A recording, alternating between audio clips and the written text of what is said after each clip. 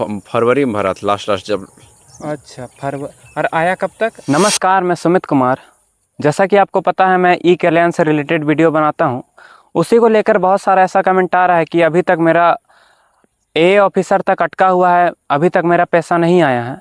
और ऐसे भी बहुत सारे 2-4% छात्र जिनका अभी तक अप्रूव बाय कॉलेज है, मैं आपको स्क्रीनशॉट दिखाऊंगा। अप्रूव बाय डीएनओ है, अप्रूव बाय डीएलसी है। तो झारखंड सरकार, ई कल्याण विभाग, केंद्र सरकार क्या कर रही है? अभी तक 60% एससी कैटेगरी वालों बच्चों का अभी तक पैसा नहीं आया है। और सबसे ज़्यादा कमेंट तो धनबाद ज़िले से आता है। वहाँ तो अभी तक काफ़ी सारे बच्चों का डीएनओ में अटका हुआ है।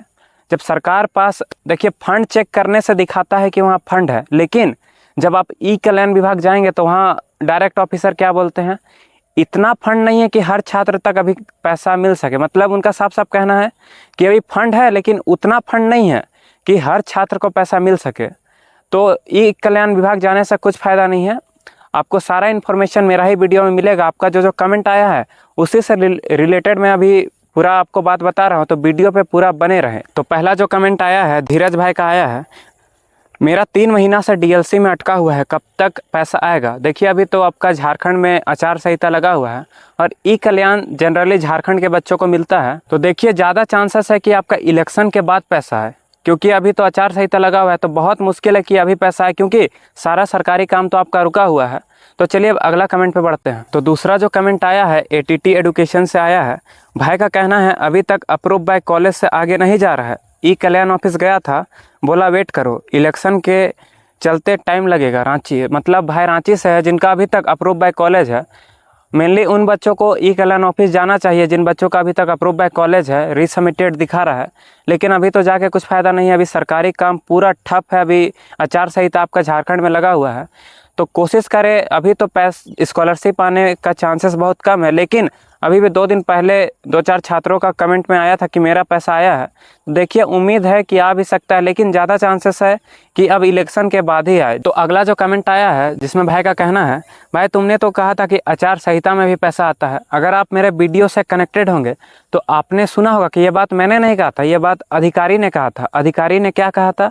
उनका साफ साफ कहना था कि आचार संहिता लगे चाहे ना लगे, चाहे तूफान आ जाए, बच्चों को टाइम पे पैसा हमेशा मिलते रहता है। लेकिन अभी तक बच्चों का तो, बहुत सारे बच्चों का तो डीएनओ में ही अटका हुआ है। लेकिन ये भी बात है कि बहुत सारे बच्चों को पैसा मिला है, वो भी समय पे मिला है, लेकिन कुछ बच्चों का छूट गया कि अभी तक कुछ बच्चों का आपका अप्रूव बाय कॉलेज में अटका हुआ है, अप्रूव बाय डीएनओ में अटका हुआ है, अप्रूव बाय डीएलसी में अटका हुआ है।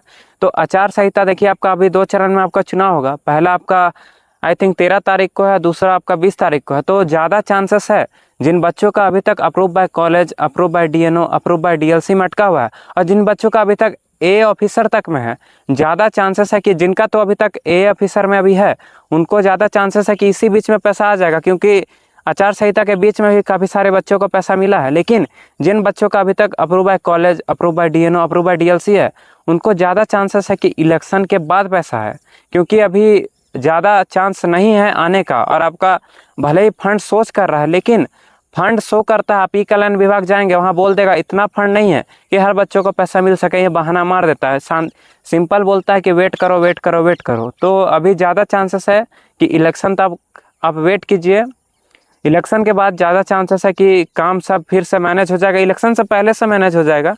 तो अभी ज़्यादा चांसेस है कि अभी पैसा नहीं आए। तो घबराने वाली कोई बात नहीं है। जिन बच्चों का अभी तक approve by college, approve by DNO, approve by DLC में अटका हुआ है, ए ऑफिसर को भी कोई घबराने वाली बात नहीं, उनको इस बीच में भी पैसा आ सकता है।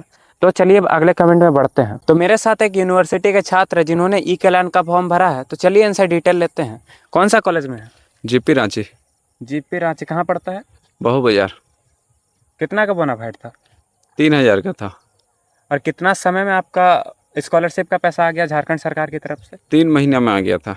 3 ही महीना में आ गया था? हाँ। तो आपने लगभग आई थिंक कब भरा था? फरवरी में भरा था लास्ट जब। अच्छा, फरवरी। और आया कब तक? आ गया था 6 मंथ था, मतलब जून के आसपास तक आ गया था। और आपका मतलब बोनाफाइड कितना का बना था? 3000 का बना था। और आया कितना? 11,000। 11,000। तो जैसा कि आप देखें, 11,000 3,000 के मुकाबले में काफ़ी ज़्यादा है। तो खुश है ना झारखंड सरकार की तरफ से? एकदम खुश है। तो अब जेएमएम को वोट देंगे कि बीजेपी को? जेएमएम को।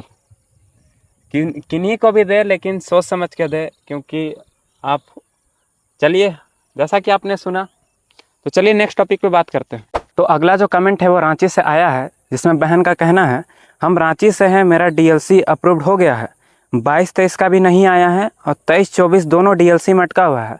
मतलब 1 साल पहले वाला भी नहीं आया है, जो अभी वर्तमान में जो बहन भरी है वो भी नहीं आया है। ई कल्याण ऑफिस जा जाकर परेशान हो गई हूँ, कब आएगा भगवान जाने, प्लीज़ हेल्प मी।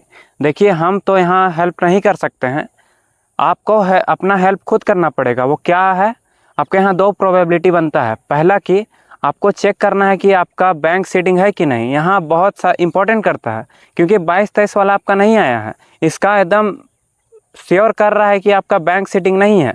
तो आप कीजिए क्या, अपना एक बार चेक कराइए आपका बैंक सीडिंग है कि नहीं, आपका बैंक से लिंक है कि नहीं, और उसका एक फ़ोटो कॉपी निकालिए और आप ई कल्याण ऑफिस चल जाइए। कब जाइएगा, इलेक्शन के बाद जाइए। देखिए सर, मेरा पूरा बैंक सीडिंग है, सब चीज़ है, ई है, यू है, और अभी तक मेरा पैसा क्यों नहीं आया है, ये सवाल आप सर से कीजिए, क्योंकि ये 1 साल पुराना वाला बात है और ये बहुत इंपॉर्टेंट चीज़ है।